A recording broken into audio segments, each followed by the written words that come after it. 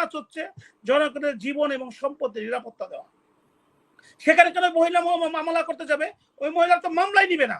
যান থানায়, আমি আপনাকে গ্যারান্টি দিলাম কোন থানা ওনার মামলা নিবে না এই টাকা দেওয়া ছাড়া। তারা ওপেনলি বলে যে আমরা এখানে ওসিএসকে মাগনা এসেছি, আমরা টাকা দিয়ে এসেছি। কিন্তু আজকে একজন বাংলাদেশের এমপি আনার তার আসামি আপনি ধরে ফেললেন সব, কিন্তু তার এক টুকরো মাংস পেলেন না। এর জন্য আজকে নেপাল, আজকে ইন্ডিয়াতে যাচ্ছেন। বাংলাদেশের মানুষ অনেক কোশ্চেন করছে, আমাকে অনেক একটা লয়ার বলছে যে ওখানে কি বাগবাটার জন্য যাচ্ছেন নাকি নারা। আজকে আপনাদের সাথে কথা বলতেছি ফার্স্ট অফ জুনের রেফারেন্স দিয়ে। আমার প্রত্যেকটা থানা মানে উপজেলা যে টাউন হয় সেখানে ওই আওয়ামী লীগ ছাত্রলীগ না, সব এখন আওয়ামী লীগ হয়ে গেছে। তারা ওই গ্রামে যে ঢুকে একজনের বাড়ি দখল করে, প্রত্যেকজন একজন মাফিয়া হয়ে গেছে। একটা ব্যাংক থেকে সে তার একটা নাগরিক, সে টাকা দিয়ে খরচ দিয়ে ব্যাংকে সম্পদ করেছে, সেটা লুট হয়ে গেছে। সেটা রাষ্ট্রীয় নিরাপত্তার স্বার্থে তাদের বিরুদ্ধে রাষ্ট্র মামলা করবে। This is the organised crime, the most serious crime of the country. সেখানে কেন মহিলার সাক্ষাৎকার নিবে আপনি বাদে হবেন কিনা? সেই অর্গানাইজড ক্রাইমদের বিরুদ্ধে মহিলা মামলা করে যেখানে তার স্বর্ণ, তার গচ্ছিত জিনিস হারাইছে, সেখানে তার জীবন, তার সন্তানের জীবন হারাবে। 2 দিন পর দেখা যাবে তার সন্তান নাই, অ্যাক্সিডেন্টে মারা গেছে। বারবার সরকার সরকার বললে আমাদের একটা রেসপন্সিবিলিটি চলে আসে এবং একটা শ্রদ্ধাবোধ চলে আসে। আসলে কি বাংলাদেশে কোনো সরকার আছে? আমি যদি কোশ্চেন করি আপনারা কোনো উত্তর দিতে পারবেন না, কিন্তু আমি দিতে পারবো। বাংলাদেশে কোনো সরকারই নেই। তারা জনগণকে প্রতারিত করে, জনগণের সাথে তাদের জনগণের ভোট অধিকার না দিয়ে একটা সাজানো নাটক করে, আমি তো ক্যান্ডিডেট ছিলাম। তারা এই সরকারি ক্ষমতাটাকে বিদেশিরা যেমন একটা রাষ্ট্র দখল করে সেরকম দখল করে একটা মাফিয়া চক্র এই দেশটাকে চালাচ্ছে। তাদেরই সৃষ্টি এই বেনজির, এই আজিজ, এই প্রদীপ সরকার, ওই আমার থানার ওসি প্রদ্যুৎ সরকার। উনি আমার থানায় ঢোকার, আমি কিন্তু আমার সাথে জীবনে ঘটে যাওয়া জিনিসগুলোই বলি। আমার থানা ঢোকার আগেই আমি শুনলাম ওখানে একজন এসআই আছে, তার বেসমেন্ট শফিক সাহেব, তার সাথে পরামর্শ করেছে যে কার কার জমি নিয়ে ঝামেলা আছে তাকে নিয়ে আসো, সব জমি রিকভার করে দিব। ইভেন কি আমার গ্রামে একটা নিরীহ ফ্যামিলি, এর উনি বেছে বেছে মুক্তিযোদ্ধাদের ফ্যামিলি ধরে, সেই ফ্যামিলি গ্রামের কিছু উশৃঙ্খল লোক দিয়ে তাদেরকে বাড়িঘর ভেঙে সেইখান থেকে রড সিমেন্ট চুরি করে সেইখানে বিক্রি করে সে টাকা নিচ্ছে প্রদ্যুৎ সরকার, প্রদীপ সরকারের ভাই, যে গতকাল কয়েকদিন ধরে একটা মুক্তিযোদ্ধা ফ্যামিলিকে বহিষ্কার করতেছে। তো এই যে বেনজি সাহেবরা তো কন্টিনিউশন এই কাজগুলো করতেছে। যদি একটা দেশে সরকার থাকতো, একটা বিমান বাহিনীর উইং কমান্ডার কিভাবে র্যাব অফিসে যায়, কিভাবে পুলিশ স্টেশনে যায়, কিভাবে মাস্টার নিয়োগ করে একটা কোর্টে পেন্ডিং একটা মামলা সেখান থেকে তাকে উচ্ছের চেষ্টা করে। যদি দেশে সরকার থাকতো, যদি আমি এটাকে সরকার বলবো মাফিয়া চক্র, just a system, they are grabbing our property, our blood, they are sucking our blood. তা না হলে ব্যাংকে আমি টাকা দিয়ে আমার সম্পত্তি সংরক্ষণ করছি, যেখানে এই মহান সংবিধানের প্রধান কাজ হচ্ছে জনগণের জীবন এবং সম্পত্তির নিরাপত্তা দেওয়া। সেখানে কেন মহিলা মামলা করতে যাবে? ওই মহিলা তো মামলাই নিবে না। যান থানায়, আমি আপনাকে গ্যারান্টি দিলাম কোন থানা ওনার মামলা নিবে না এই টাকা দেওয়া ছাড়া। তারা ওপেনলি বলে যে আমরা এখানে ওসিএসকে মাগনা এসেছি, আমরা টাকা দিয়ে এসেছি। এখানে কেন তাকে মামলা করতে হবে? এইখানে যদি তার প্রতি অন্যায় করা হয়, ব্যাংক অথরিটির তো সব ব্যাংকের কর্মকর্তাদের চুরির সাথে সম্পৃক্ত না, সব অফিসারদের সাথে চুরি, ব্যাংক এখানে মামলা করতে হবে।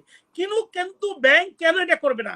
যেখানে বাংলাদেশে আমার টাকা সংরক্ষিত করা হয়, সেই বাংলাদেশ ব্যাংকের টাকা যখন বিদেশি বিভিন্ন চক্রের মাধ্যমে চলে যায়, আমাদের বাংলাদেশের গভর্নর পদত্যাগ করলে তার দায়িত্ব শেষ হয়ে যায়, সেখানে ব্যাংক থেকে এখানে হবে না কেন? আর এগুলা কেন হচ্ছে? কারণ দেশে কোনো সরকার নাই। যারা আছে তারা আপনার রক্ত ব্লাড সাকিং করতেছে in the name of the government. Because সমস্ত পিপল, আমার কাছে তো কোনো অস্ত্র রাখার কোনো পারমিশন নাই। আমি একজন সিটিজেন, আমি আমার লাইফ সেভ করার জন্য অস্ত্র রাখার পারমিশন, আমি কিভাবে মোকাবেলা করব? আমি যখন রাস্তায় স্লোগান দিব, পুলিশ বাইরে আমাকে খান্ত করে। পুলিশের সৃষ্টি তো বেনজির, অস্ত্র তো তাদের কাছে। এই ড্রেসের উপরে তো আমি আক্রমণ করতে পারবো না, এটা রাষ্ট্র। এখন এই দুর্বলতায় আমার কাছে মনে হয় যে আমরা সব সাধারণ মানুষ হচ্ছে বানরের মতো, সিংহ আমাদের সিংহ আমাদের খাচ্ছে, আর সবাই আমরা অসহায়ের মতো দাঁড়িয়ে আছি। এইগুলো সবকিছুর মূল হচ্ছে সরকার। সরকার আশ্রয় না দিলে আপনি বিদেশ থেকে বঙ্গবন্ধুর খুনিকে এনে ফাঁসি দিতে পারলেন, আর কিভাবে এখানে এই একদিন বলে নিয়ে এইসব করাপশন করেন নাই, দিনের পর দিন করাপশন করেছেন। উনি ডিএমপি কমিশনার ছিলেন, উনি ডিজি ছিলেন র্যাব, যে র্যাবের বিরুদ্ধে এলিগেশন হচ্ছে যে তারা ওই যে নারায়ণগঞ্জে চাঁদাবাজির জন্য 6টি প্রাণ একদম নিঃশেষভাবে হত্যা করে লাশগুলো গোপন করেছিল।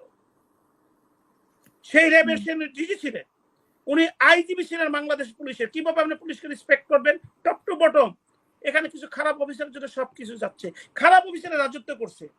আমি এই বেনজির সাহেবের মেয়ের বিয়ের অনুষ্ঠান দেখেছি, ইনভাইটি হিসেবে না। আমি বাংলাদেশ পুলিশ স্টাফ কলেজে তখন মাস্টার্স অফ অ্যাপ্লাইড ক্রিমিনোলজির পুলিশ ম্যানেজমেন্টের মাস্টার্স করতেছিলাম।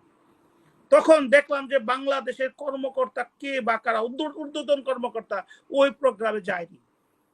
কোনো আপত্তি নাই, উনি যদি প্রোগ্রাম করেন, ওনার মেয়ে বিয়ে দেওয়ার অনুষ্ঠান, তাহলে অবশ্যই ঠিক আছে। কিন্তু আপনি একজন গভর্নমেন্ট কর্মকর্তা, আপনার এই যে এটা কিন্তু অন্য অফিসারদের মধ্যে ইনফ্লুয়েন্স হবে। আমি ব্যারিস্টার আশরাফ রাজনীতি করি, আমি যদি অপের মদ খাই, আমি যদি অপের খারাপ কাজ করি, আমি কিভাবে মানুষের কাছে যাব? আজকে রবীন্দ্রনাথ নজরুল তাদের চরিত্রের মধ্যে একটু ত্রুটি, বঙ্গবন্ধু, আমি তো বাংলাদেশের সবচেয়ে বড় সম্পদ মনে করি এবং ধারণ করি বঙ্গবন্ধুকে, যে তার চরিত্রের মধ্যে একটি ফুলের টুকাও দিতে পারে না। কিন্তু তার ইচ্ছা ছিল না, সে তো ওই কারাগারের রস্কা নামক যে লেখছে, সেটা কত নিষ্ঠুর, যখন ওয়াইল্ড কাছে তাকে একটা চুমো দেওয়ার ব্যবস্থা করে না। কতটুকু আবেগ, তারপরে দীর্ঘ 13 বছর জেল কেটে এই দেশটাকে স্বাধীন করেছে। যে কারণে এই আওয়ামী লীগটাকে ভালোবাসতাম, যে এই দেশের গরিব মানুষের কাজ করবে। এই আওয়ামী লীগ একটা মাফিয়া চক্র হয়ে ক্ষমতাটাকে দখল করে বেনজির আজিজদেরকে সৃষ্টি করছে। কেন একজন বাংলাদেশের আর্মি অফিসার বিদেশ যাবে, বিদেশ সেটেল হবে আপনার রিটায়ারমেন্ট? কেন একজন পুলিশ অফিসার বিদেশে তাকে স্যাংশন দিলে আমরা সমস্ত পেপার পত্রিকায় লিখবো? কেন তার প্রতি ওই দেশের প্রতি আনুগত্য থাকবে এই দেশ ছাড়া? সে তো এই দেশে থাকবে, এই দেশে দেখবে, এই দেশের মানুষের হাসি আনন্দ কষ্ট এনজয় করবে, যে আমি এই দেশটাকে সার্ভ করেছি অ্যাজ এ পাবলিক সার্ভেন্ট হিসাবে। আজকে এই দেশের মানুষ কষ্টে আছে, আমি তাদের জন্য সরি ফিল করি। আজকে দেশের মানুষ সুখে আছে, আমি তাদের রেসপন্স ফিল করি। এখন আপনাদের যে কোশ্চেন, স্পেসিফিক কোশ্চেন হচ্ছে, আমি আরেকটা প্রশ্ন আপনাকে করতে চাই, যে আনারুল আজিম আনার, ওনার বিষয়ে যে আমরা দেখতে পাচ্ছি একবার কলকাতা যাচ্ছে, একবার নেপাল যাচ্ছে, এটাও এক ধরনের, মানে একবার মাংস পাওয়া যাচ্ছে, আবার কিমা পাওয়া যাচ্ছে, আসলে কি এটাও কি এক ধরনের আই ওয়াশ, নাকি এটাও এক ধরনের? আচ্ছা আচ্ছা, এইটা আমি কি বলি, দ্যাট ইজ অ্যাবসলিউটলি ড্রামা, নাটক। অন্য নাটকের পক্ষে আমি আপনাকে সাপোর্ট করি। যেমন আনোয়ার হোসেন নবাব ছিলেন, ওনার চেহারা কিন্তু নবাবের মতো ছিলেন। আমি যদি অভিনয় করে 5 ওয়াক্ত নামাজ পড়ি, পড়েন না, নামাজ পড়ে কত কষ্ট, পড়েন আপনি, টিচার বাড়ির মালিক তো আল্লাহ, অভ্যাস তো হবে। অভিনয় করে যদি বেনজির এই আজিজ সাহেবকে ধরে বিচারের কাস্টডিতে নিয়ে আসে, তাহলে কিন্তু অনেকেই মনে করবে এই অভিনয়ের পালা, আমি দুর্নীতি করবো না। কিন্তু আজকে একজন বাংলাদেশের এমপি আনার, তার আসামি আপনি ধরে ফেললেন সব, কিন্তু তার এক টুকরো মাংস পেলেন না। এর জন্য আজকে নেপাল, আজকে ইন্ডিয়াতে যাচ্ছেন। বাংলাদেশের মানুষ অনেক কোশ্চেন করছে, আমাকে অনেক একটা লয়ার বলছে যে ওখানে কি বাগবাটার জন্য যাচ্ছেন নাকি নারা, কারণ এদের বিরুদ্ধে তো অভিযোগ আছে। এরা যে পোস্ট পদবি হোল্ড করে নারায়ণগঞ্জের এক শিল্পপতির এক ছেলেকে ধরছিল চাঁদাবাজির জন্য, যে এরা কি এখন ওই যেটা বৈধ সেটা তার পরিবারকে, যেটা অবৈধ সেই সম্পদের খুঁজে যাচ্ছে না লাশের খুঁজে যাচ্ছে? যে কারণে দেশের মানুষ, সেটা দেশের মানুষ এখানে এডুকেটেড, 71-এ 5% ছিল, এখন 68%-এর মতো এডুকেটেড। তারা কিন্তু কোনটা আসল কোনটা নকল বুঝেন। আপনি যদি গেলেন ইন্ডিয়াতে, আপনাকে নিশ্চিত হয়ে যাওয়া উচিত ছিল যে I must have the evidence. Sir কি আমি রং বললাম? নয়, আপনার যাওয়া উচিত ছিল না, কারণ একটা রাষ্ট্রের রেসপেক্ট আপনার সাথে জড়িত। You are the additional commissioner of police and DB প্রধান। আপনি যখন ওখানে যাবেন, আপনার ইন্টেলিজেন্স ক্যাপাসিটি ওদেরকে হারিয়ে দিয়ে আসবেন। আপনি নেপাল যাচ্ছেন, যদি খালি হাতে ফিরে আসেন, এটা দেশের সম্মান আপনি নষ্ট করছেন। আপনার যাওয়ার দরকার ছিল না ওখানে, যেহেতু you are the head of that department, আপনাকে ওইটা চিন্তা করে যাওয়া ছিল। আমি এজ এ সিটিজেন, আপনি কনস্টিটিউশনের কথা ব্যাখ্যা করলেন, I am the responsible to ask the question, you are the public servant. এখন ঘটনা হচ্ছে যে কিছু কিছু নাটক আমি সাপোর্ট করি। বর্তমান সরকারকে আমি যতই দোষী দেখানো যে একটা মাফিয়া সিন্ডিকেট, কিন্তু তারপরেও যদি অন্যায়কে ধরে আইনের শাসনকে স্টাবলিশ করার চেষ্টা করে, যারা আমি সরোয়ার স্যারের সাথে বলবো, তাহলে কিন্তু দেশের সমস্ত মানুষ হ্যাপি হয়ে যাবে। প্রত্যেকটা লোক, আমি আপনি যখন আমি নিরাপত্তা বলবো, এই যে র্যাবের বিরুদ্ধে কথা বলছি, গভীর বিরুদ্ধে কথা বলছি, ক্রস ফায়ারের বিরুদ্ধে কথা বলছি, আমি আপনাকে বলি, যখন এখানে মাস্তানদেরকে র্যাব ক্রস ফায়ারে মেরে ফেললো, আমরা প্রত্যেকদিন অপেক্ষা করতাম কালকে আরো কোন গুড নিউজ শুনবো। সেটা কিন্তু মৃত্যু নিউজটা আমাদের কাছে গুড নিউজ হয়েছে, কারণ এদের জন্য আমরা রাস্তা পারে চলতে পারি নাই। আজকে সেই মাস্তান মাফিয়া প্রতি পদে পদে, আমি যে কথাটা আপনাদেরকে বলতেছি, আজকে টুডে 3rd of June, আমি আজকে আপনাদের সাথে যে কথা বলতেছি 2nd of June, আজকে আপনাদের সাথে কথা বলতেছি 1st of June রেফারেন্স দিয়ে। আমার প্রত্যেকটা থানা, মানে উপজেলা যে টাউন হয়, সেখানে ওই আওয়ামী লীগ ছাত্রলীগ না, সব এখন আওয়ামী লীগ হয়ে গেছে।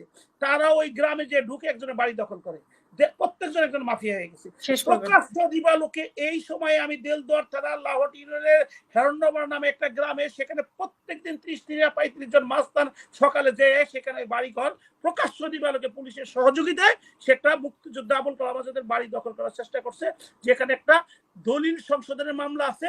যে লোক মামলা করছে সেই লোকের ছেলে উইং কমান্ডার আমিন, বাংলাদেশ বিমান বাহিনীর, সে এই মাস্তান পুলিশ দিয়ে চেষ্টা করতেছে। আমি আমার লোকাল ব্যাপার দিয়ে আপনাদের কাছে উপস্থাপন করতে চাই, দেশে কোনো আইন আছে? আর এই দেশ যদি চলে, এই সরকারকে কেউ সরকার বলবে না, মাফিয়া সিন্ডিকেট বলবে। আপনারা এমনি তো ভোটবিহীনে আসছেন, আপনারা বেনজিরকে সৃষ্টি করেছেন, বেনজিরের সহযোগিতা দিয়েছে, আপনারা আজিজকে 18 আমি ইলেকশন করেছি, আমি দেখেছি, আমি বাংলাদেশে আর্মিকে সেলন চালাতে পারতেছে না ওই ঘটনার জন্য। আমার ভোট যখন আমার কেন্দ্রে ডাকাতি করতেছিল, আমি ওনাদেরকে রিকোয়েস্ট করলাম, please stop them, it is my own centre. এখানে আমার মা বাবা ভাই বোন আত্মীয় স্বজন ভোট দিচ্ছে, আমার ইলেকশন জিতার দরকার নাই। আপনি তাদেরকে নিশ্চিত করেন যে আপনি বাংলাদেশ আর্মি আপনাদেরকে একটা নিয়োগ দিয়েছে, আপনার ওনারা ওখানে স্টপ হয়ে চলে গেলেন। যখন ওরা ভোট ডাকাতি করে অন্য একটা কেন্দ্রে গেলেন, তারপরে গেলেন। তাহলে এই আজিজ সাহেব তার ওই টাইমে নিয়োগকৃত আর্মি, আমাদের এই ন্যাশনাল অ্যাসেট, আমরা যাদের জন্য গর্ববোধ করি, যারা জীবন বাজি রেখে দেশের নিরাপত্তা দেয়, তাদেরকে উনি অ্যাবসলিউটলি ব্যবহার করছেন 18তে সরকারকে প্রতিষ্ঠিত করার জন্য। জি, আজকে শুধু ধন্যবাদ দিব মিডিয়াকে, আজকে ধন্যবাদ দিব রিপন ভাইদের মতো ভদ্রলোকদেরকে। আজকে সারা যে আমরা কথা বলছি বিদায়, এই আজিজ সাহেবরা কিছুটা হলো আইনের সম্মুখীন হতে বাধ্য হচ্ছে। আজকে ব্যাংকের কেন মহিলা মামলা করতে হবে? মামলা করবে ব্যাংক কর্মকর্তারা, আদার্স কর্মকর্তারা। আজকে একটা লোক যদি রাস্তায় পড়ে থাকে, ওনার কি স্ত্রী সন্তান এসে মামলা করবে? কারণ আমি রাষ্ট্রীয় সম্পত্তি, পুলিশ আমাকে বাদী হয়ে মামলা করবে। আজকে যদি একটা অন্যায় হয়, এই সব অর্গানাইজড ক্রাইম, যে একটা ব্যাংক থেকে সে তার একটা নাগরিক, সে টাকা দিয়ে খরচ দিয়ে ব্যাংকে সম্পদ করেছে, সেটা লুট হয়ে গেছে, সেটা রাষ্ট্রীয় নিরাপত্তার স্বার্থে তাদের বিরুদ্ধে রাষ্ট্র মামলা করবে। This is the organised crime, the most serious crime of the country. সেখানে কেন মহিলার সাক্ষাৎকার দিবে আপনি বাদী হবেন কিনা? সেই অর্গানাইজড ক্রাইমদের বিরুদ্ধে মহিলা মামলা করে, যেখানে তার স্বর্ণ, তার গচ্ছিত জিনিস হারিয়েছে, সেখানে তার জীবন, তার সন্তানের জীবন হারাবে। 2 দিন পর দেখা যাবে তার সন্তান নাই, অ্যাক্সিডেন্টে মারা গেছে, 2 দিন সন্তান গম হয়ে গেছে। কেন আপনার মামলা করলেন? আমরা তো সবসময় মিডিয়া হাইলাইট করি যখন ঘটনাটা ঘটে, কিন্তু যখন ঘটনা ফলো আপ কিন্তু কি আমরা হাইলাইট করি না। আজকে যদি ফলো আপ হাইলাইট করতাম তাহলে কিন্তু আমাদের চেঞ্জ হতো। যাই হোক, সর্বশেষ বলবো, আমরা বাংলাদেশের মানুষ দেশটাকে ভালোবাসি। মহান মুক্তিযুদ্ধের মাধ্যমে 30 লক্ষ শহীদের মাধ্যমে এই দেশটা স্বাধীন হয়েছে। এই দেশটাতে এখন দুর্নীতি, মাফিয়া চক্র, মানে রাজনীতির নামে, মাফিয়ার নামে, সরকারের নামে, আমাদের সেবার নামে শোষণের চরম পর্যায়ে আসছে দেশে। আমি পার্সোনালি এই মুহূর্তে বলবো যে এই দেশের এর চেয়ে অরাজকতা আর কখনো আসবে না, যেটা আমার সাথে আজ 2-1 দিন যাবত আমি যেটা উইটনেসেস হিসাবে সাক্ষী। এই বাংলাদেশ বিমান বাহিনী, এই বাংলাদেশ পুলিশ থেকে আরম্ভ করে, এই ঘোরাফেরা, এই আইন আদালত, সবকিছু থেকে আরম্ভ করে, এই বেঞ্জির, এই আনার সাহেবরা একজন স্বর্ণ চোরাকার বাড়ি, একজন মাফিয়া। সে বাংলাদেশ আওয়ামী লীগ থেকে 3 টাইমস মনোনয়ন পেয়েছেন, এমপি হয়েছেন। সেই দলের কাছ থেকে, সেই সরকারের কাছ থেকে আপনি কি আশা করবেন? তাদেরকে মাফিয়া সরকার স্যার আপনি কি বলবেন? স্যার আমার কথা রং হলে বলেন। আপনি একটা লোককে যখন মনোনয়ন দিবেন, তার চরিত্র দেখবেন, আপনি মনোনয়ন দিবেন তার সততা দেখবেন, আপনি মনোনয়ন দেন তার পিসিপিআর, মানে তার সমস্ত রেকর্ড। যখন সে ফুলের মতো পবিত্র, নিঃস্বার্থ, দেশকে ভালোবাসে, দলকে ভালোবাসে, মানুষকে ভালোবাসে, নিবেদিত থাকে। আমি ব্যারিস্টার আশরাফ, আমি জন্ম থেকে আমি আওয়ামী লীগ করি, আওয়ামী লীগের জন্য জীবন বাজি রেখেছি। আমি ব্যারিস্টার হয়ে এই দেশে ফিরে এসে মানুষের জন্য প্রতিনিয়ত কাজ করছি। আমাকে মনোনয়ন দেওয়া নাই, একটা মাফিয়া হাজি মকবুল তার ছেলেকে ওখান থেকে মনোনয়ন দিয়েছে। সে একজন মাফিয়া, সে একজন সন্ত্রাসী, আমাকে বারবার মারার চেষ্টা করছে প্রকাশ্য, তার বিরুদ্ধে আমি কোনো বিচার পাইনি, তাকে আজকে বাণিজ্য প্রতিমন্ত্রী বানাচ্ছে। সে কি লেকচার দেয়? আপনারা যদি দাম বেশি রাখেন, আপনারা সুপার স্টোরে চান। সুপার স্টোরে প্যারাসিটামলের মতো যেগুলো হাতে গোনা 2-1টা জিনিসের দাম কম থাকে, আর সবগুলোর দাম থাকে বেশি। সুপার স্টোরে বাই 1 গেট 1 ফ্রি, কয়জন লোকের বাই 1 গেট 1 ফ্রি কেনার সামর্থ্য আছে?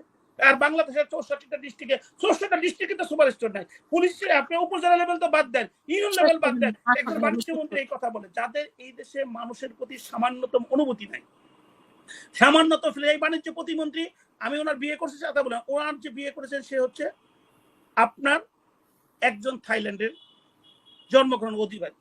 মাননীয় প্রাইম মিনিস্টার থাইল্যান্ড গেলেন, বাণিজ্য চুক্তি করলেন, ভেরি গুড। ওনার বাণিজ্য প্রতিমন্ত্রী শ্বশুর বাড়িতে গিয়েছে। কিন্তু কোশ্চেন হচ্ছে, বিয়ের মধ্যে সীমাবদ্ধ নাকি থাইল্যান্ড ওনার কোনো সম্পত্তি আছে? কোশ্চেন হচ্ছে উনি এত বড় শিল্পপতি, যদি ওনার এই সম্পত্তি যেখানে বাংলাদেশে অন্য ইনভেস্টমেন্টের জন্য আমরা প্রাইং করতেছি, আমরা বেগিং করতেছি, সেখানে যদি বাংলাদেশের একজন মন্ত্রী যদি সেখানে বিদেশে যে ইনভেস্ট করে, তাহলে আপনি বৈদেশিক মুদ্রা কোথায় পাবেন? আপনি কিভাবে বিদেশ থেকে নিত্য প্রয়োজনীয় জিনিস কিনবেন, যেখানে জাস্ট গত